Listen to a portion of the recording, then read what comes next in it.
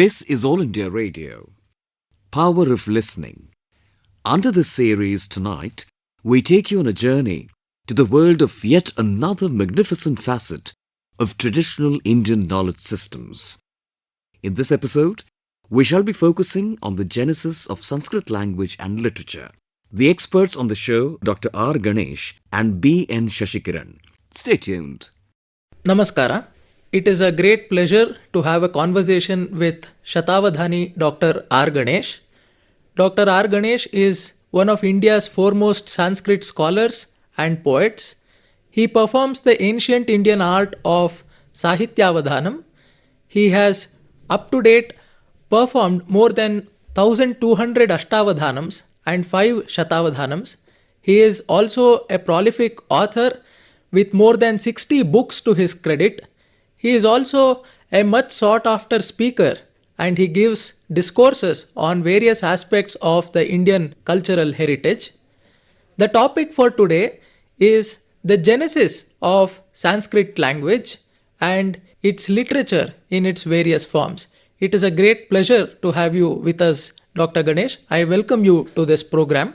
Thank you, Shashikiran. I am immensely pleased by this occasion and also I am very happy to interact with you. Of course, the topic is very vast and the source material is too rich. Within the short time available, we shall try to do justice as far as possible. Let me try to contextualize this conversation. We will be discussing a few aspects of the Sanskrit language. It is always best to begin with beginning itself. Sanskrit is the oldest language in the world, as all of us know. And the Vedas are the most ancient texts that we have. They happen to be in Sanskrit. I find it fascinating that we still have access to these initial strains of linguistic thought. And I would like to know in this background, what is the nature of language in the Vedas? As we see the Vedic literature, it is very vast and deep as well, and it is not at the infant stage of a language. It's perhaps one of the fully evolved stages. Perhaps at that time, the extent of evolution of the language is certainly unimaginable. It's flexible, at the same time copious. It is very malleable, at the same time it's highly powerful. This type of language is hard to find when compared to the infant stage of any other language. And also, if you look at the metrical structure, it is far more organized when compared to the finest classics of Greek and Latin. Though they are well evolved in the course of time, when we compare the Vedic literature, which is much, much earlier, several millennia earlier to these literatures, it's very fascinating and indeed rewarding to know, and heartening as well. It is a point of pride, jestful pride for us, that the metrical structure, the linguistic structure, the grammatical structure, and even the poetical feature of the Vedas are really remarkable. And that's why we find free usage of many alliterations. We do find employment of many imageries, arthalankaras as we call, embellishments of sense, along with the embellishments of sound, shabdalankaras. We do have a lot of arthalankaras. And we have a very transparent and exuberant expression, which is very beautiful and innate of Indian culture. For example, in the Rig Veda, Aminati Daivya Nivratani Praminati Manushya Yugani Yushinam Upama Shashwati Nam Ayati Nam. Here Aminati, Praminati, like that alliteration we do find. Or avocha makavaye medhya yavacho vandar vrishabha yavrishne. There the repetition of vakara, the latanuprasa as we call, or the vrutyanuprasa as we call in the later times, or the metrical melody quite in tune with the rhythm. Marudbhiragna agahi, while eulogizing the Agni, and ayamsa soma indrate, while offering soma to Indra, or pavasva sahasradharaya, in connection with Paumana and Soma. Here we do find the Layanvita, the rhythmic pattern of the meter as well. Apart from the non-rhythmic pattern of the meter, that is non-thalic pattern of the meter, we do find such elements also. And lot of upamas also. Son of Piteva Sunave Supayano Bhava in Yajurveda. You be comfortable. You be a compassionate father to us. You be like a father to us, loving father. You be like a caring mother to us. Ushatiriva Mataraha. Like that we have. Or even observing the nature. Urvarukamiva Bandhanan Mrityor Mukshi Yamamritat. There, Urvaruka is a gourd. How it is firmly adhering to the stalk, and it's not easy to chop it off. Likewise, we are also adhering to the world, and we are unable to come out of the clutches of the world. This way of beautiful observation are Yathapsuna Vasanyatyevam. There we find references to maritime culture of the Vedas also, and also the imagery of a ship or a boat or a ferry that is being used to cross the rivers or any water body. Likewise, this Veda, the divinity and the grace of the Lord will be used to cross over the ocean of the world, samsara, like that. You took us back in time and told us about the evolution of the Sanskrit language, not just in terms of sound, but also in terms of the various ideas that the Vedic rishis employ in order to impress upon us the various experiences that they had. Now, this leads me to the next question. Sanskrit developed in India, and we pride ourselves as being the inheritors of such a beautiful language. What are the natural features of this land, of India, that made it thrive here? And in this connection, what was the general mindset of the people, the Veda Rishis, and also the people who inherit the language today that made it what it is? It needs volumes to clarify. I shall try to be brief as far as possible. And here we should notice that India is a very, very unique country blessed with so many aspects of nature. The very position itself is very unique. We all know the ancient civilizations all around the world have evolved around the topic of Cancer, the Makar Sankranti Vritta as we call. Around that, the earlier civilizations have evolved. And among them, it is only India, the Sanatana Dharmic civilization that is still today living, and it is an unbroken tradition. All other civilizations, they are bygone, and we have only the study of them as an concluded thing. It is only studying, or it is something like, I should say, post-morteming. But in the case of Indian tradition, it is not so. It is even today living. Not only the rules of Panini that have featured this language, even the earlier masters before Panini who existed, all of them have been quoted suitably in the sutras of Panini. In that sense, the grammar that Sanskrit has been passed over from the hands of people who are predecessors of Panini. It means at least more than 300 to 3000 years have elapsed since the codification of these grammatical features. Since then, the language is intact. In that sense, the classical Sanskrit language, as we call it, Sanskritam, which is also a spoken language, and that's why Panini says Bhasha. It is a legacy, unbroken legacy of more than 7,000 years since the Vedic period, but at least since the 3,000 or 3,500 or 4,000 years, this is an unbroken tradition. How it has been preserved, perhaps because of the nature of the people. Why? The nature is so close to us in all its variety we do have. We have deserts here, we have snow-clad peaks here, we have thick forests here, we have deciduous forests, we have evergreen forests here, we have grasslands, and we have farms, cultivated fields, groves and whatnot, and also rivers, the creeks and the fountains which are emerging from the earth, oceans, we have the beautiful beaches, and we have waterfalls, many water bodies like the lakes, ponds and whatnot. Because of all these things, our ancestors, our rishis, developed a healthy and homogeneous coexistence with nature. This is very important. Nature was never a contender. Nature was never a competitor. Nature neither used to be a fierce thing, and it never used to be a handy tool just meant for our comfort.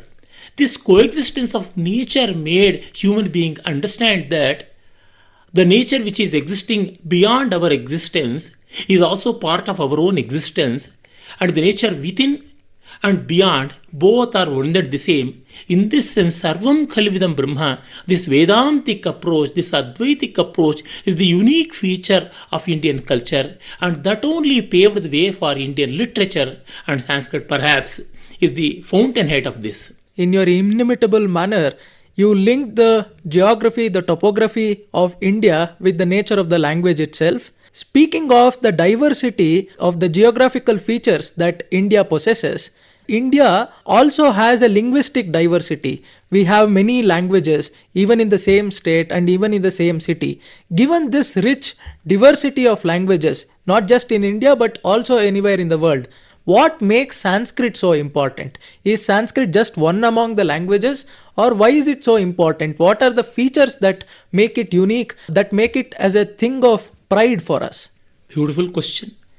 In the Vedas itself, we have references to speech, the divine speech. Daivim vacham ajanayanta devaha tam vishwarupam pashavo vadanti, like that. And that is sasrakshara parame vyoman.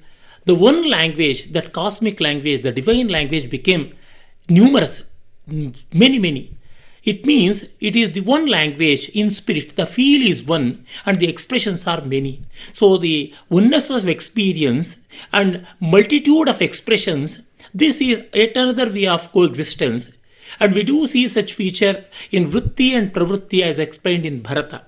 The Vritti, the theoretical concept that governs the oneness of all arts, and Pravritti, the regional preferences.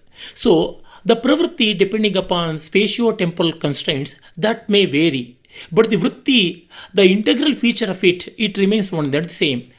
And in this sense, Marga is one, while Deshis are many. Marga gives rise to Deshis, and Deshis make us realize Marga. Marga mrigyate iti marga, that which is sought of and that which is realized. Dishyate iti deshi, that which will be given, that which will be seen in an expansive manner. So one is a realization and other is an experience. Other is a sort of picking up and cultivating. Both are very important. Marga is something like an integrating force, while Deshi is diverging features which are expansive in nature. And in this sense, Sanskrit becomes the Marga. Marga is the guiding force. To bring the concept of Bhagavad Gita here, the concept of Vibhuti, not just existence, it is exalted existence. To us, to all Indians, to all Sanatana Dharmiyas, Sanskrit is like Vibhuti. I often used to say, Bhagavan Shri Krishna should have added one line in his Vibhuti Yoga, Bhashanam Sanskritam Chasmi Deshanam Asmi Bharatam. Among the countries, I am India, and among the languages, I am Sanskritam. That should have been the intent of the Lord. Somehow it was not uttered explicitly, and we have to concur upon that. So, Sanskritam is Vibhuti. By the virtue of Sanskrita, by virtue of it, all other languages can get their betterment, can get their enrichment. In that sense, Sanskritam is like sunlight. Every plant, every water body, every human being, every living being is in need of it. As sun is seen as the summit of the energy pyramid, so Sanskritam is seen as the summit of the linguistic pyramid, and so all languages get enriched. Yatad desha prasutasya sakashad agrajanmanaha swam swam charitram shiksheran prithivyam sarvamanavaha. That is said in the Manusmriti, and the same thing can be said about Sanskrita with much more confidence, with much more clarity. You spoke of the Manusmriti verse which tells us that all people all around the world have a lesson to learn from the cultured people of India. That was a beautiful way of pointing at the underlying features of so many seemingly divergent entities. Thank you for that, Ganesh sir. We spoke of the Vedas. Now let us come to the epics, the Ramayana and Mahabharata, because that is what makes us Sanskrit so much more dear to us. What distinguishes these epics from the Vedas? And can you tell us some of the important marks or features of the epic diction? Thank you, Shashi. It is very heartening, and I am always jubilant to speak about the epics, because as we know, one of our literary luminaries of our time, relevant to all times, Dr. S.L. Bhairappa, he says, the Vedic expression found its beautiful poetic existence in the Mahabharata and Ramayana. And our tradition also says the same thing, endorses that Vedavedye pare pumsi jate dasharathatmaje Veda prachetasa dasit sakshad Ramayana atmana. It is Ramayana, another Veda. And so also Mahabharata Panchamo Vedaha, the fifth Veda. Mahatvad Bharavatvacha is much greater in magnitude and direction than the Vedas themselves. So it is all about the greatness of these Vedas and not undermining the profundity of the Vedas as well, greatness of these epics. As Professor M. Hiriyanna rightly points out, Vedas are Deva-kendrita, are mainly God-centric, Deva-kendrita, while these epics are Jiva-kendrita. It's very, very important. In the Vedas, however beautiful the expressions are, however touching are the feelings, they are in connection with the divinity. But in the case of Ramayana and Mahabharata, all that emotion, all that beautiful expression is guided towards understanding the human nature and also observing the human nature in various situations of pleasure and pain, diversity and distress. In that sense, Ramayana and Mahabharata, they are profound both in the sense of form and content. Rupa and Swarupa, both are great. And that's why it is often said, Param Kavinam Adharam. Ramayana is said to be a great source of inspiration and a great source of imitation also. All other later poets, they modeled mostly after Vyasa and Valmiki. Kalidasa is a befitting successor of Valmiki, a devout student of Valmiki, I can as well say. In Ramayana and Mahabharata, we see human nature in association with nature. Both the good and bad features of the world, human nature, are enumerated in the form of deep and profound characters. There we have all rasas, whether it is Shringara, or Veera, or Karuna, or Raudra, or Bhayanaka, or whatsoever, all rasas are present. And also, the depths of human feeling are revealed in a profound manner. Vyasa and Valmiki, they act like great telescopes and microscopes as well. In that sense, the sublimity of human nature, the sublimity of nature, they are all brought out. At the same time, the intricacies of human nature, the subtleties of human nature, and the obvious simple things which are profound in reality will often be ignored by us, but Vyasa and Valmiki make a rewarding effort there so that the forgettable things will be restored for eternity, will be restored for posterity also. It is somewhat in connection with what Wordsworth said, that emotion recollected in tranquility is poetry.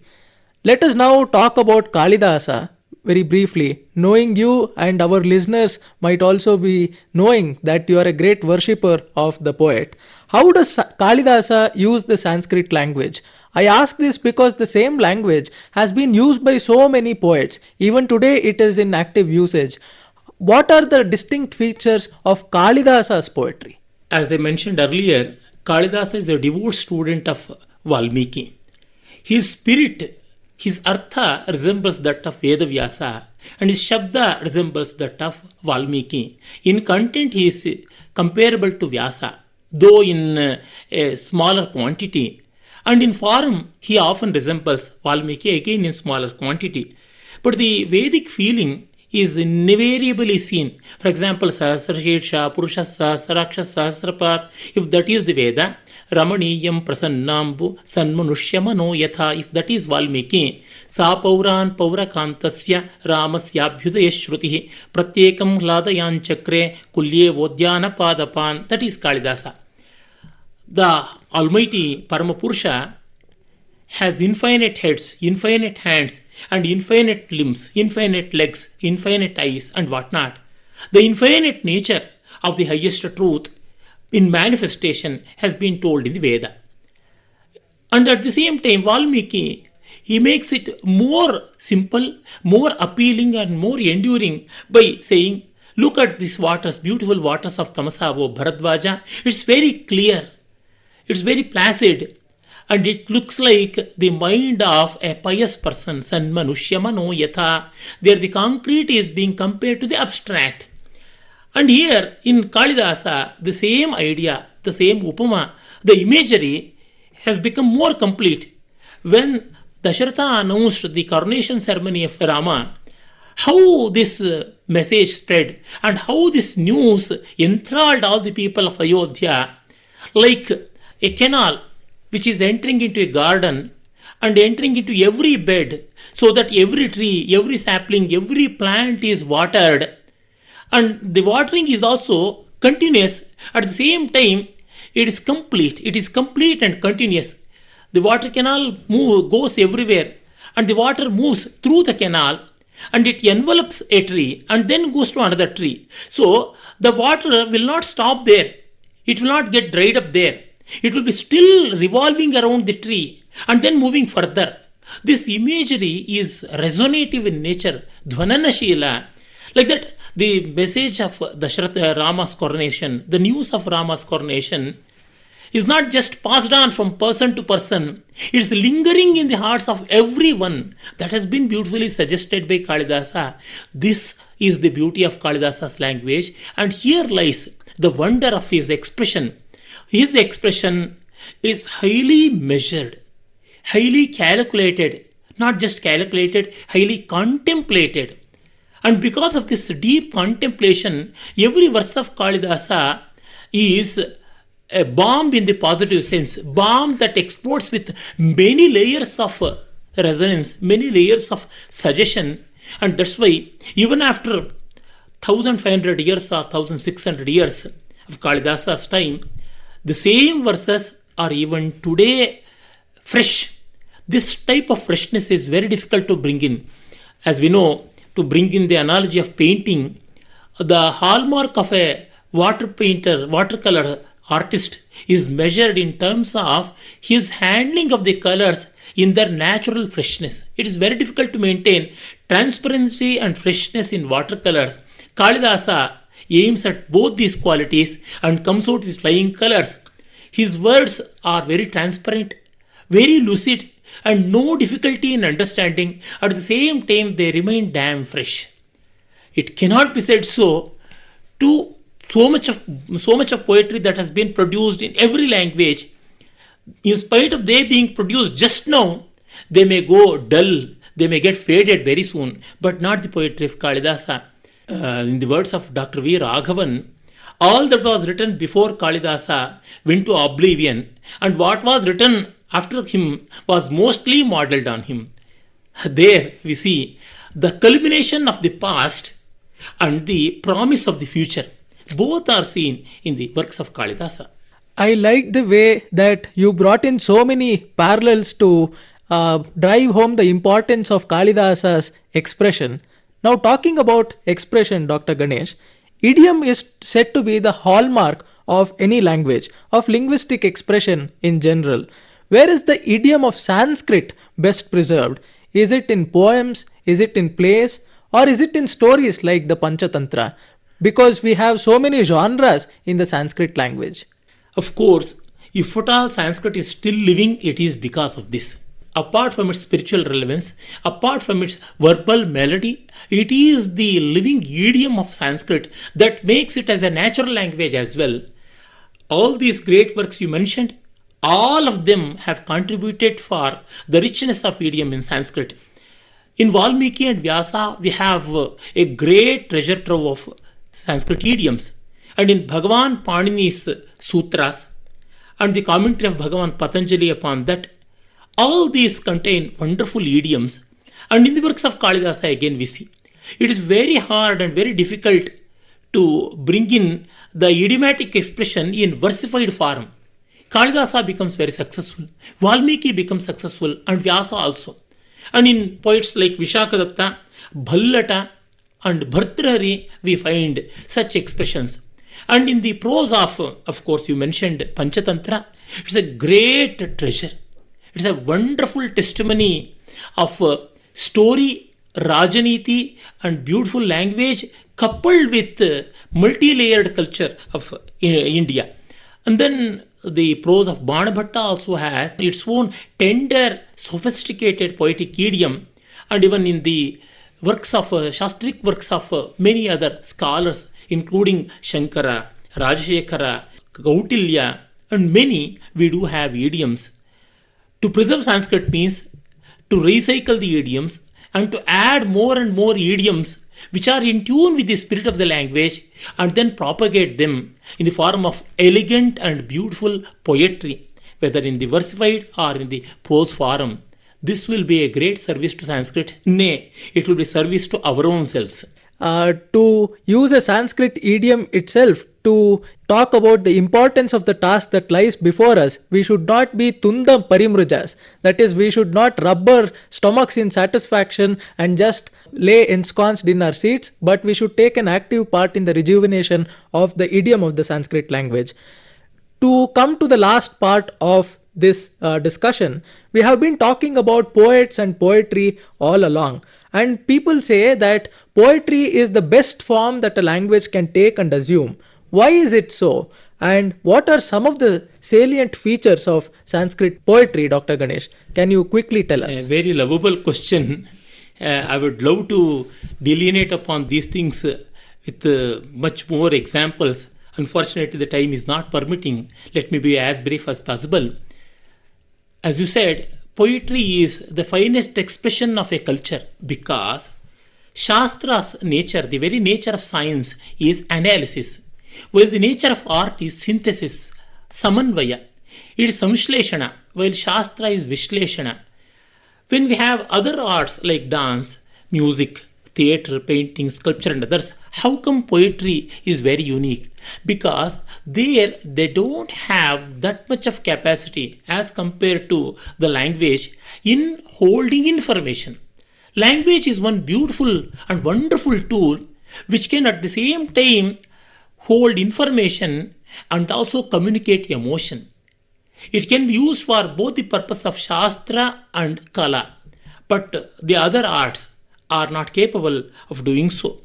And then in Sahitya, in Sanskrit, the inseparability of form and content is so intense and so profound and so complete.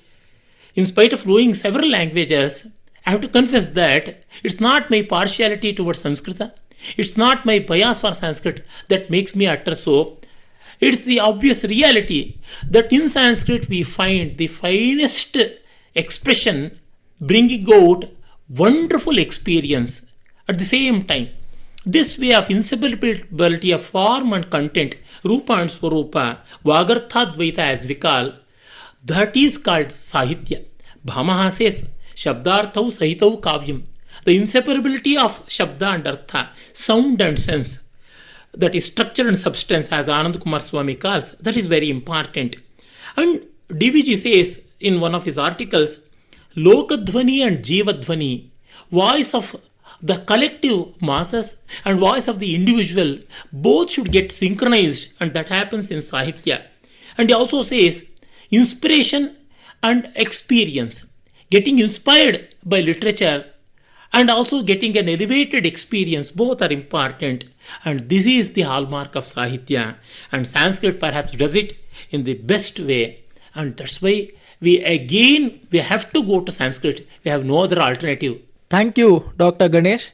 Perhaps I may be permitted to say this, that just like the Sanskrit language, as you so inimitably explained, it gives us both bodha and moda, instruction and enjoyment. Your words also have the same effect. We were enriched and enlightened to the same measure. Thank you all. This was a program, a discussion under the series Power of Listening. Namaskara. Thank you, Shashi. Thanks for such beautiful questions. And I also thank the organizers and the authorities for this occasion. Thank you. The genesis of Sanskrit language and literature. You heard the 8th episode of our all-new series on traditional Indian knowledge systems. Power of Listening. We hope you enjoyed it. We shall be back next Friday, that is on the 19th of November, same time, with another episode, taking you on a fascinating journey through our glorious traditional Indian knowledge systems. The experts on the show were Dr. R. Ganesh and B. N. Shashikiran. Special thanks to All India Radio Bengaluru, Randhir Thakur and Amol Parth for their contribution. This series has been conceptualized by Shashi Shekhar Vempati, CEO Prasar Bharati, and produced by K. L. Rajeshwari and Vinod Kumar. Be there on the 19th of November, same time, same frequencies. Bye for now.